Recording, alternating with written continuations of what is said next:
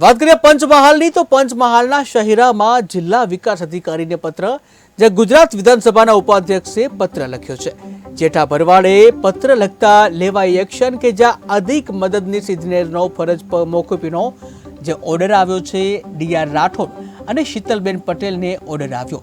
તાલુકા પંચાયતમાં અધિક મદદનીશ ઇજનેર તરીકે હતા કાર્યરત, ત્યારે ટીમો બનાવી તપાસ કરતા આરોપીઓ જેલ હવાલે, જ્યાં બાંધકામ વિભાગમાં ફરજ બજાવતા કર્મચારીઓમાં પણ ફફડાટ વ્યાપી જવા પામ્યો છે।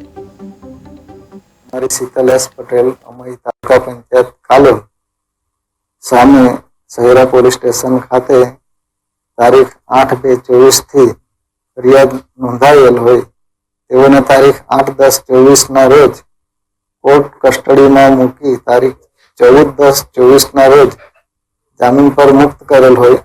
ગુજરાત પંચાયત સેવા શિસ્ત અને અપીલના નિયમો 1997 ના નિયમ 5 અન્વયે 48 કલાકથી વધુ કસ્ટડીમાં રહેલ હોય તારીખ 8/10/24 થી ફરજ મોકૂફી હેઠળ ઉતારવામાં આવેલ।